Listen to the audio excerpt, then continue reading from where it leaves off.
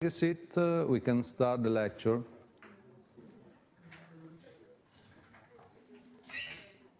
After 2 weeks of lecture, I've seen that it's happening what I forecast, that most of you will remain sleeping at home, and only the few of you can dare to come early, 8:30 for the lecture.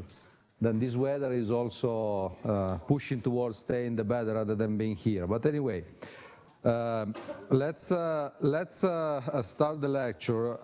Today I want to do an exercise with you. We have seen many things about the concept phase of ISO26262, and as I said at the beginning of the class, this is something that you will have to be tested on at the exam. So it is worth that we do some exercises together. Last time we met, I ended the lecture by proposing you an exercise that is the Q-acid example.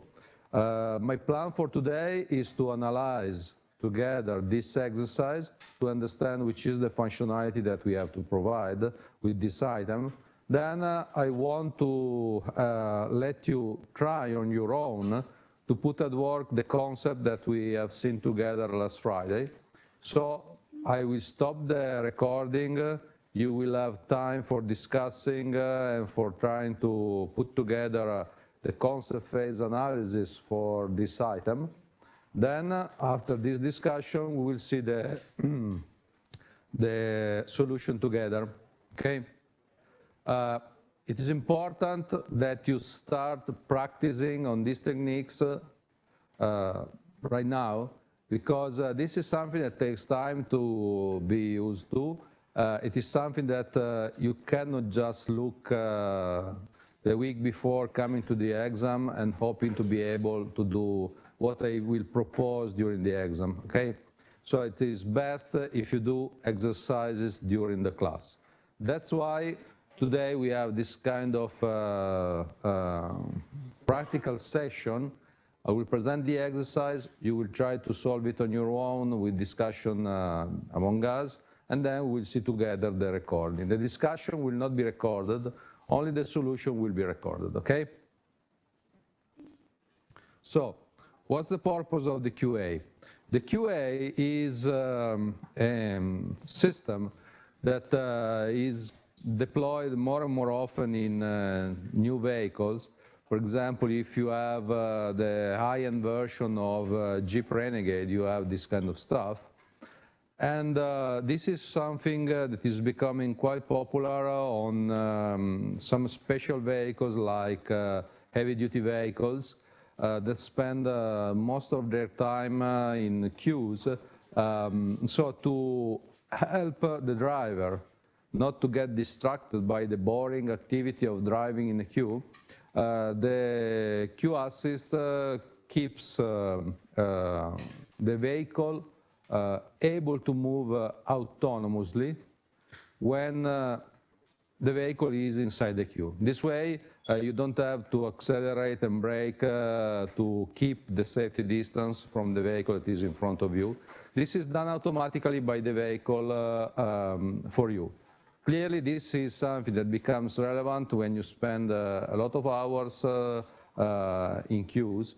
And it is something that helps to keep safe the driver. What's the purpose of this? Well, basically, the QA is an autonomous system that can be activated when the vehicle speed is below 30 kilometers per hour. Then the purpose of the QA is to keep the vehicle always at the safe distance with respect to the preceding vehicle. To have an idea of the architecture of the system, I put together this slide. What we have here.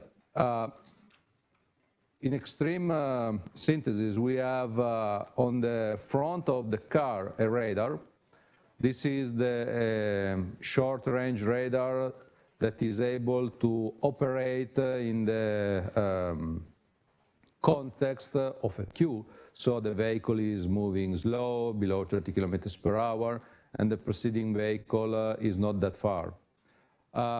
Then the front radar is connected through a given interface, we don't care what is for now, gives the distance to the microcontroller. This could be through an Ethernet, automotive Ethernet, it could be through a special wiring. At this level of our analysis, we don't care. We just have an idea of the overall architecture, so we know that the front radar is providing in some way the measurement to the microcontroller. The microcontroller is running the software that is able to compute the speed, the set point for the vehicle based on the distance, based on the actual vehicle speed, based on the status of the active switch. So the use case is the following. You are driving low speed, so below 30 kilometers per hour. The driver push a button so that he or she activates the item. Then, once that item is active, it keeps the vehicle at the proper distance with respect to the preceding vehicle. The rule of thumb that we are using here is the following. If the distance d between the vehicle that is here, that is equipped with the Q assist, is greater than v squared divided by 100, we are at the safe distance. And so we can keep the current speed. If the distance is becoming lower than that, we have to decelerate, okay? So you can imagine that the target of the QA is to keep always the vehicle at the safe distance from the preceding one. This means that if you are exactly at the safe distance, you don't have to accelerate. So the set point of the speed is the current speed of the vehicle. If you are higher than the safety distance, you can decide that you have to accelerate so that you go towards the safety distance. If you are below than that, you have to decelerate. For the moment, we don't care about the control part of this. It is obvious that if we have just this threshold and we do not have any care in implementing this, we will have a control that oscillates because it is impossible that you are always exactly at the safe distance. So, but these are implementation aspects that we don't care for the moment. What is important for us is to understand the concept. We want to have the analysis of this system from the ISO26262 point of view. It is clear that this is something that is safety relevant. This is an item that could accelerate or break the car. Obviously, there is some life-threatening hazard here, and so we must be able to address the QA analysis using the ISO26262 prescriptions. So what's the assignment for today? The assignment is to do the concept phase. This means that you have to do the item definition to understand which is the perimeters where you want to work in. Then you have to identify which are the possible operational situations, which are the hazards that could impair the system to operate correctly. Then you have to consider the hazard analysis and risk assessment as we have seen. So for each operational situation, for each hazard, you have to guess which are severity, exposure, and controllability, resulting in a ASIL level, if any. Then you have to specify the safety goals, and you have to define the functional safety concept to fulfill the safety goal. This is exactly what it will happen at the exam. You will be given with a description of an item like this one, and you have to do the concept phase analysis down to the definition of the functional safety concept, okay? So, is there any doubt on the item as I described it? Do you need any clarification on the item? Okay, so my proposal is that we take at least half an hour for going through this exercise. You have to do the work, so you can start discussing with your colleagues. I can interact with you. I will be in the class trying to stimulate you to do the job. And then when we are at the proper time, we will see the solution together, okay? I think you will be surprised looking into the solution, okay? Because I'm sure that you will find something that you haven't considered in your analysis. So it is worth that you start discussing on your own, and then it is worth that we see the correction together, okay? Then, let's start with the recording and we'll see together the solution of this exercise. Okay. So let's resume this exercise looking into the solution of the example, trying to put at work ISO26262 prescription. First of all, let me clarify a few things about the item. Here, obviously, we have to do some assumptions, otherwise we will not be able to come out of this exercise in a reasonable amount of time. First of all, what about the front radar? There have been questions like, what happens if it is raining? What happens if there is a dog passing by the car? What happens if we have a bird in front of the vehicle? Well, these are all correct questions. Let me say that we can take some simplification here. For example, we can assume that the front radar has been designed in such a way that it gives an obstacle only when there is a vehicle or when there is a pedestrian or a bicycle or a motorcycle. So the front radar has been tuned in such a way that we can neglect not relevant items, sorry, not relevant objects, obstacles in front of the vehicle, okay? Then, what about the inputs that the microcontroller receives? Well, the microcontroller receives through the vehicle network the vehicle speed. So somebody will tell how fast the car is moving. Then the active on-off switch, this is something that is like a button on the dashboard of your vehicle. You press it, somebody will tell you the status of that button, okay? Whether the item should be active or not. Then the output is the speed, the set point for the speed that the vehicle has to reach in order to keep the safe distance with the preceding vehicle, okay? This is the scenario. Then, which are the elements of this item? So let's look into the item definition. In this example, I am considering the microcontroller and the front radar part of the item. So I will make my design based on this assumption. The microcontroller and the front radar are part of the item. Everything that I listed here takes this assumption and behaves accordingly. If I have to consider, or not if, when I have to specify the interaction of the item with other items, if I am listing that the microcontroller is interacting with the radar, this is wrong. This is obviously wrong, because the radar is part of the item, okay?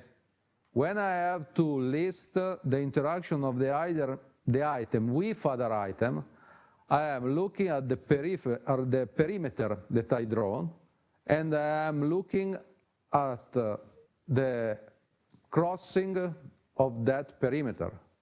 If the item is made of the microcontroller and the radar, there is obviously an interaction between the two, but this remains within the item.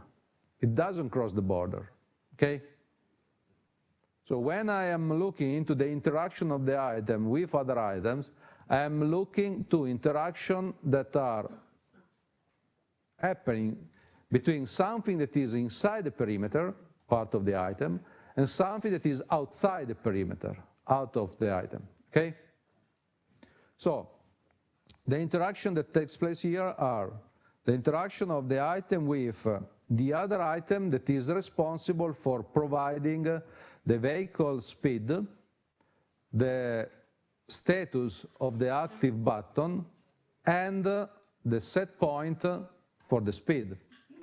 If we go back in a minute, we see that we have a bus here that is the vehicle network, that is the CAN network, that is used for delivering vehicle speed, active status, and for sending as output from this microcontroller for this item the set point for the speed. So this means that there is somebody outside the item that is responsible for computing the vehicle speed, for sensing the status of the active switch, and for providing this to the item. At the same time, there is possibly the same item that is outside our Q-assist item that is responsible for getting as input the set point and implements the acceleration and deceleration of the vehicle, okay? So my perimeter is drawn around a microcontroller and front radar. The crossing takes place through the vehicle network, and the information exchanged there are active status, speed, and set point, okay? Then, what about the functionalities? What do we do with this item? We compute the speed set point. This is the functionality provided to other items. The QA is not going to implement the speed loop. The Q item is not going to actuate the acceleration. It is not going to generate a message on the network to increase the requested torque out of the engine so that we are able to accelerate, or it is not going to reduce the requested torque and maybe operates on the braking system to reduce the speed of the vehicle. This is not happening. The item provides the set point. Somebody else will take care of putting the needed action at work to reach that set point, okay? So this item provides that functionality.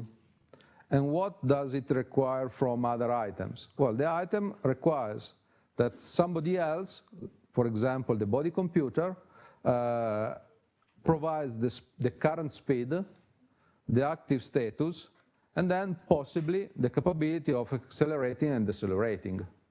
This is an assumption. Then I don't know exactly whether it will be the body computer that takes this into account, or if it is something else. For the moment, we don't care. We know that this is something outside our item, okay? Is this clear? So what is important here?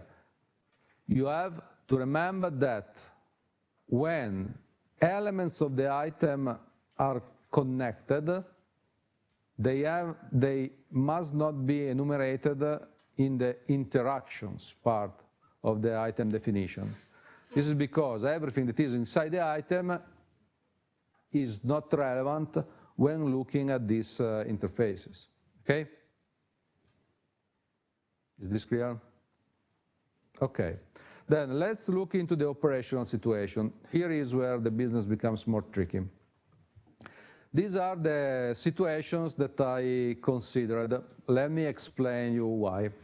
Let's imagine that this is our vehicle, the green one, equipped with the QA. We said that we have a front radar. We measure the distance from the preceding vehicle, and that's okay. But remember that if something goes wrong on the QA, we can have a crash, and we are in a queue. So being in a queue means that we have a vehicle in front of us, but we may have also a vehicle behind us. So maybe here we are in a SUV with all the possible protections. So even if we have a sudden stop, there will be no problem from possible accidents arriving from vehicle colliding from the back and from the front. But here we may have a smart that is against our big and very heavy weighting SUV, and so somebody can get severely hurted here. Okay? Remember that we have to consider the malfunctioning of the item and the possible impact on the user of the item and the people surrounding the item. Okay? So that's why I thought it is important to consider this scenario. So we are in a queue, we have a vehicle driving with the QA, we have a vehicle following this one, the green one, and we have another vehicle preceding the green one. Then we have two distances here, D1 and D2. D2, we are able to measure it. We have a radar there that is measured. We can have the item able to operate. D1, no, we don't know which is this distance. We don't have control out of this, okay? Any doubt, question? Okay, then, if we consider this, we have 4 operational situations. Here I am considering the case of driving in queue at a speed that is at most 30 kilometers per hour. So that is the working range of our QA. And I'm considering the possible cases based on the different values of the distance. We can have we can be always below the safety distance, both in front and the back. We can have the case where D1 is greater than the safety distance and D2 is below the safety distance, and then the other cases, okay? This will have an impact on the effect of the different hazards in terms of risk of having an accident due to a malfunctioning. Then I am considering also the case where we are driving at a speed that is higher than the 30 kilometers per hour. So let's imagine we are driving at high speed, no traffic, okay? Then the last thing that I'm considering is the vehicle stopped at a traffic light or a road crossing or a pedestrian crossing. Why it is relevant? Well, this is a case where the item could operate because it is below 30 kilometers per hour. We are stopped somewhere, but we could have problems if there is a malfunction. Let's imagine that you are stopped at a pedestrian crossing. Then there is some error that asks the item to set a speed goal that is 20 kilometers per hour. If there is no protection, it could happen that the vehicle starts moving forward. And what happens if this is happening when you have a person crossing? You can have an impact there, okay? Similarly, if you are at the red light at a crossing, it could happen that the vehicle autonomously decides to move forward. So you can be in the trajectory of an approaching vehicle, okay? That's why I think it is relevant to consider also this case. It is true that the vehicle is stopped, but we have an item that could autonomously decide whether to accelerate the car. And so this is dangerous, okay? Is this clear? Do you have any observation, any comment?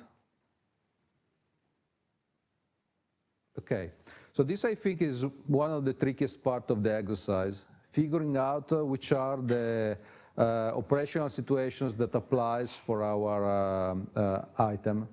Once we have a good definition of the operational situation, we can analyze the different hazards.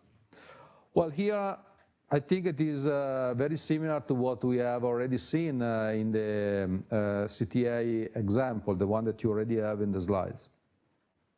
I think that we can proceed by analyzing what can go wrong on the different element of the item, and then we can guess which is the impact of the malfunctioning of the element of the item in terms of the functionality provided by the item.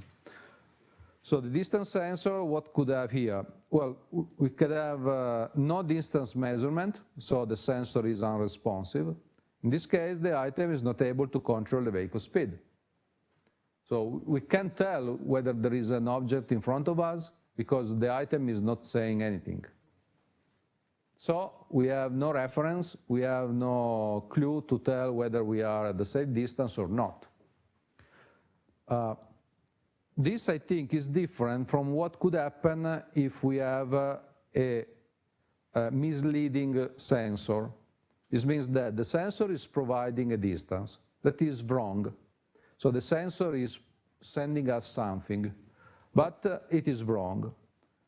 We could have that the actual distance is higher than what is measured. In this case, the item reduces the speed when it is not necessary. This could be an hazard. Think about the sensor that suddenly gives us that we are way below the safety distance, and so we actuate a correction proportional to the error, so we sudden brake the car. We could stop safely with respect to the preceding vehicle, but what happens with the following vehicle? If the following vehicle is too close to us and we sudden brake, we can have a crash from the back. Okay? Then, another possible failure mode is that the sensor is giving us a distance that is again wrong, but this time the actual distance is smaller than what measured. So we say, we are 10 meters from the obstacle instead of, but the obstacle is 6 meters from us. Okay? In this case, the item could end up increasing the speed when not necessary. Let's imagine that the safety distance is a certain value. We thought that we are far from that, and so we decide to accelerate, because the goal is to keep always the safe distance. So we can end up accelerating when not needed. Then we could have failures in the microprocessor and the network. Here, I am assuming that the microprocessor fails in executing instructions, and so the item is not able to control the vehicle speed. We could even be more precise here. We can say that we could have failures in making the computation so that we decide to accelerate when it is not needed, but this is H3, or we can decelerate when it is not needed, and this is H2. And the same applies for failures on the network. Here, as we have already seen, we could have multiple failure modes that contributes to the same hazards that could happen. So we don't have a one-to-one relationship between failure mode and effect. Multiple failure modes can individually contribute to the same hazards. Okay? Is this clear?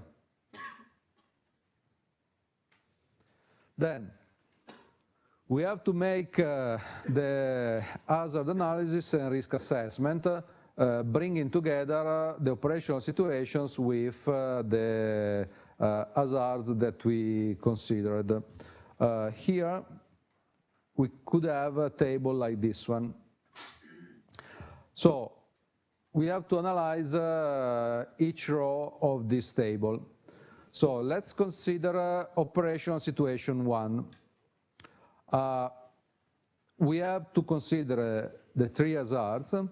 We have to put severity, exposure, and controllability for the different hazards. So let me see whether I didn't make a mistake.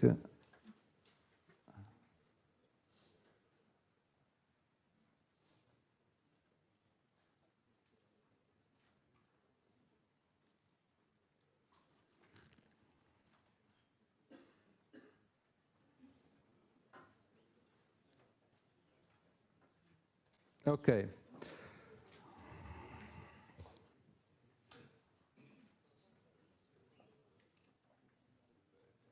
Sorry, I recognize now that there is a mistake here because I confused the operational situation. Let me, well, we correct this together. So, let me do this. Operational situation 1. So, the speed is below 30 kilometers per hour, and we are below the safety distance with respect to the preceding and the following vehicle. Then, what about the exposure?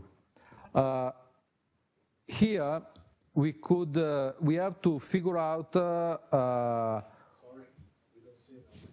Oh, sorry. Sorry for this. Let me solve the problem.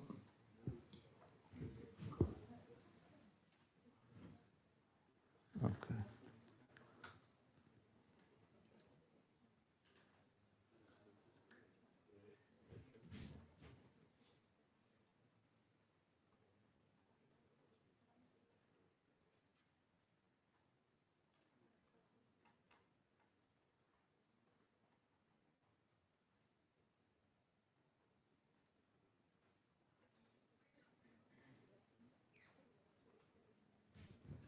Okay, so let's consider the operational situation 1. So we are below the safety distance between the following and the preceding vehicle.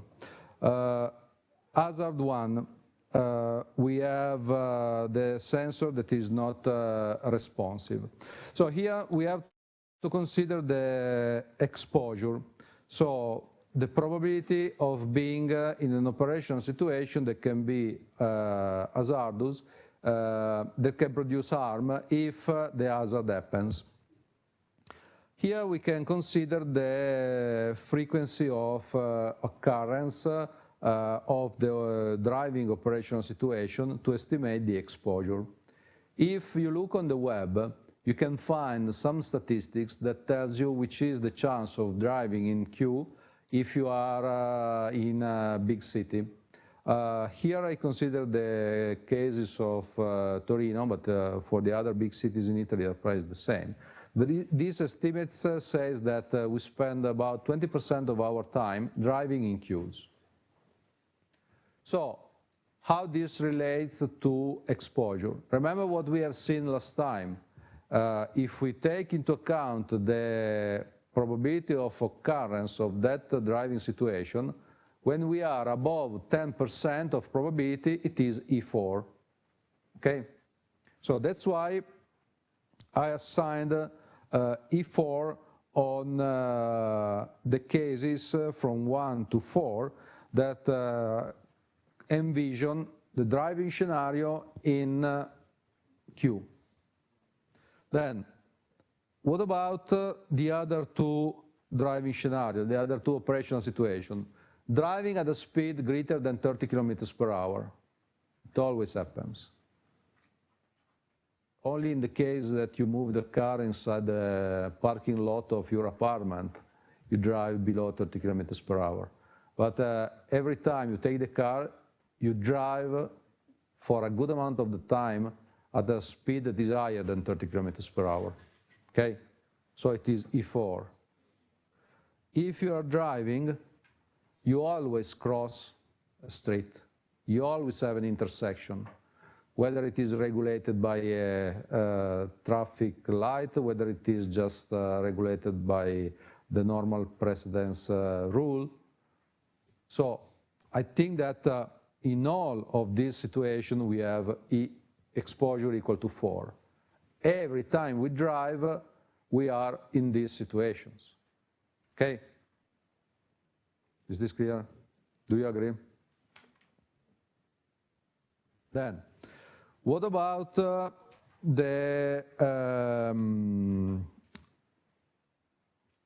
severity? Well, let's think about operation situation 1. So, we are not able to control the speed because we are in hazard 1. So the sensor is not providing any distance, or the microcontroller is broken, or the network is broken. So the item does not issue any command, no set point for the speed. So the item will not change the speed of the vehicle, because it can't. So there cannot be any incident out of this malfunctioning, because the item is not able to interact with the rest of the vehicle, setting a desired speed. So the severity is 0. We cannot have an incident out of this. Okay? And it is very controllable. It is very easy to control this, because nothing happens. Okay? Is this clear? Then, what about the hazard 2? Hazard 2, the item reduces the speed when not necessary. Okay? So here, we have a speed that is below 30 kilometers per hour. We have the reduction of the speed, because the vehicle thinks that the obstacle that is in front of us is closer than what it is actually, and so it decides that we are below the safety distance, much more than what we actually are, and so it actuates a strong correction. So we are reducing the speed. So for sure we will not crash into the vehicle that is preceding us. But we can have an impact from the back. So we could have a crash here. We could have a severity. So this is wrong. We could not have severity 0. We could have something higher than that. If we are driving in the city, in the queue, we are below 30 kilometers per hour, we have a crash, so we can think about the difference, the speed difference that we have here. I think it is between 1 and 2, based on the rule of thumb that we adopted, if we consider the delta V, okay? So let's say that we have 1, this is because we are decelerating, okay? Then, what about hazard 3? The hazard 3, here, again, what is happening is that we are accelerating when it is not necessary, because we think that we are above the safety distance. But this is not the case, because the hazard gave us a false reading. So we accelerate. So we can hit the vehicle that is in front of us. Here we are accelerating, so maybe we could have a severity of 2, okay? So we are risking of hitting the vehicle that is in front of us. What about the controllability? Well, in the first case, we are reducing the speed, so we could recognize that the car is going slower and slower, and maybe we can react quite easily by accelerating. This is not a stressful situation. It is going slower and slower. We just press a little bit on the accelerator. So I think it is very controllable. Here, in the hazard 3, maybe there is a factor of less controllability because we are observing the vehicle that is increasing the speed, even if we didn't decide to do that, and we are not expecting this is to happen because looking into the street in front of us, we can see that the vehicle is too close, okay? So we could react by hitting the brake pedal, but maybe there is a kind of panic factor that we have to take into account. That's why I placed the controllability equal to 2, okay? Then, what about the operational situation 2? Operational situation 2, we are safe with respect to the following vehicle, and we are not safe with respect to the preceding vehicle. So in this scenario, we can focus on other three only, and most likely we have the same scenario that we have already seen on operational situation 1. Okay? So let's see where probably it is worth to investigate.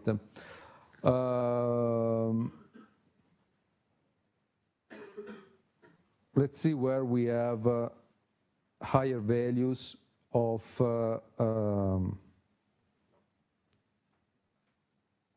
the three figures. So for example, let's consider OS4. OS4, we have the following vehicle that is below the safety distance and the preceding vehicle that is above the safety distance. So what could happen here?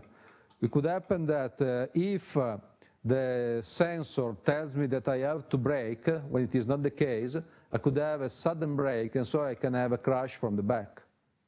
So that's why I have severity 2, because we are at 30 kilometers per hour. We have exposure 4 and controllability 2.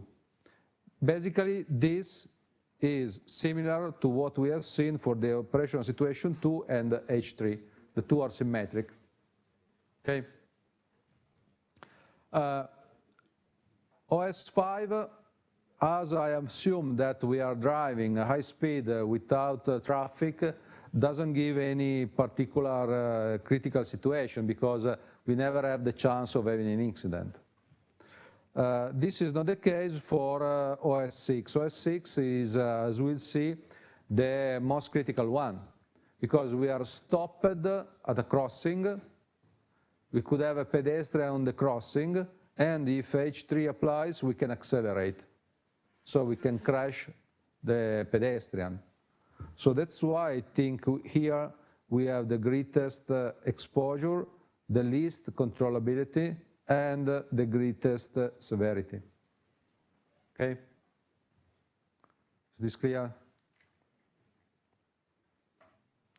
So let me switch back to this. Okay. So if we correct what we did, sorry, here we still have to put S2. So this is 8, so it is ASIL B.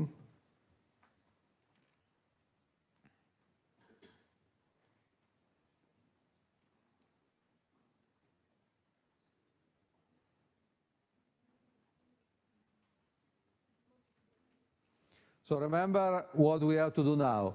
Once we identified the severity, exposure, and controllability for each operational situation and for each hazard, we have to resort to the table provided by the ISO to derive which is the ASIL that we have to consider. So remember that if it is the sum of the three indicators is 10, we have ASIL D. If it is 9, we have ASIL C. If it is 8, we have ASIL B. If it is 7, we have ASIL A.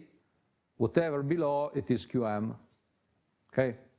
So out of the different scenarios that we have considered, we can see that we have 3 cases that gives us ASIL B, and 1 case where we have ASIL D. Well, this is very important. We have now to formulate the safety goals for this item, considered the hazard analysis and risk assessment that we just completed. So remember that the safety goals are the top level specification in terms of what the item shall do to prevent unacceptable risk. So the goals are the following. The item shall measure correctly the distance from the preceding vehicle, if any.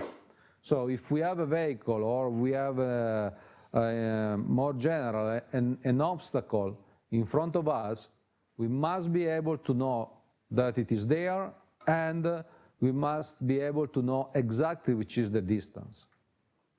Then the item shall operate only when the vehicle speed is greater than 0 and below 30 km per hour.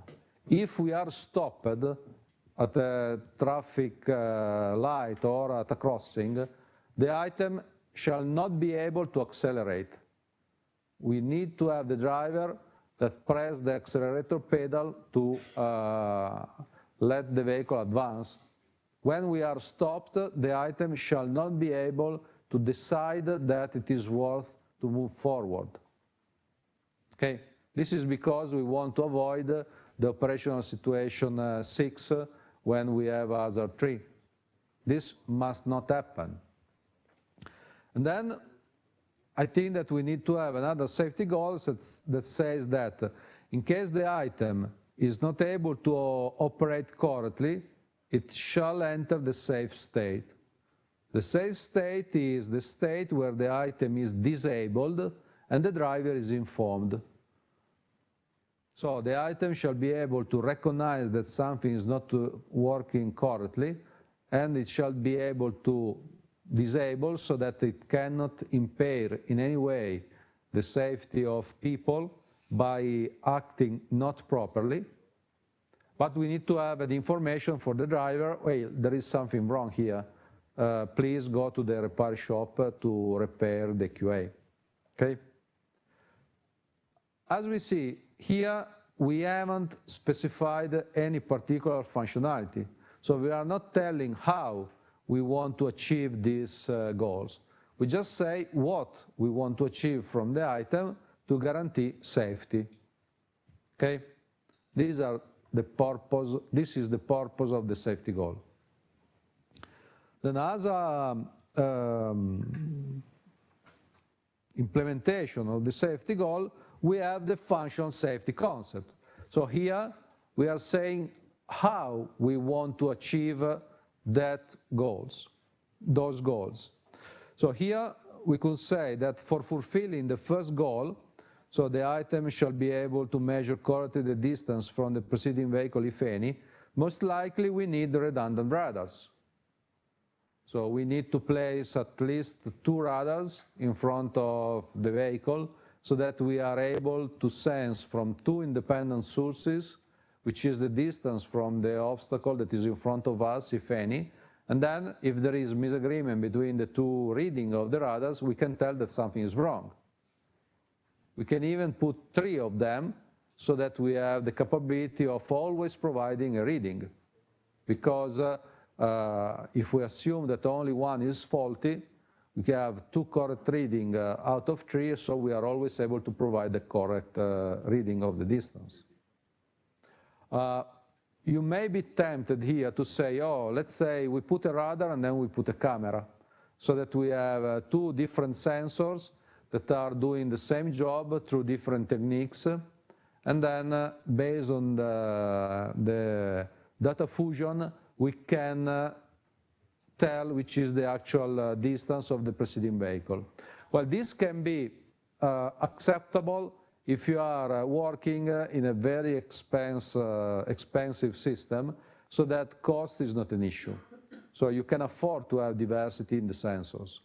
We are designing an autonomous vehicle that is going to be deployed in military applications. This is a kind of sentinel, autonomous sentinel that is able to move around the perimeter autonomously, sensing whether there is somebody that is not working there. That is totally autonomous. We have a laser scanner, we have a 3D camera, and based on the fusion of these two data, we can tell what is happening and we can take the proper actions. But this is an application where cost is not an issue. If you have to develop a vehicle that is a passenger car, cost will be a big issue. So you have to keep the cost to the minimum, and you have to devise the least expensive solution to meet the safety goal. So the least expensive solution is to use 2 times the same device. This is because you can go to your supplier and say, look, I want to buy, instead of buying 1 million devices, I will buy 2. How much discount do you give me? Then you design once and you apply 2 times the same design. So you don't have to redesign things. You don't have to add redundancy in the design phase. So probably as far as passenger cars are considered, to keep the cost at bay, the redundancy is good through the same sensors. So we put 2 instances of the same sensor. Then, what about the safety goal 2? The item shall operate only when the vehicle speed is greater than 0 and below 30 kilometers per hour. Well, this can be probably implemented through a simple if statement within our code. If speed is 0, forbid to do any action. Go to a state where you cannot change the speed set point. Okay? And then, safety goal 3, in case the item does not operate correctly, it should enter the safe state. So what we have here, so this is a bit more tricky than what you can expect. Well, the first functional safety concept is trivial. We have a self-test that periodically runs, that is able to check whether the sensor is responding, whether the network is responding, whether the microprocessor is working, and if any of these tests fails, we disable the item. This is quite typical of any application that is providing a safety-relevant functionality. In parallel to the nominal functionality, we have self-tests that are responsible for checking whether there is a misbehavior. If you look at an electronic control unit that is safety relevant, you will see that about 40% of the code is application code. So it is the code for doing the application for which the ECU is intended for.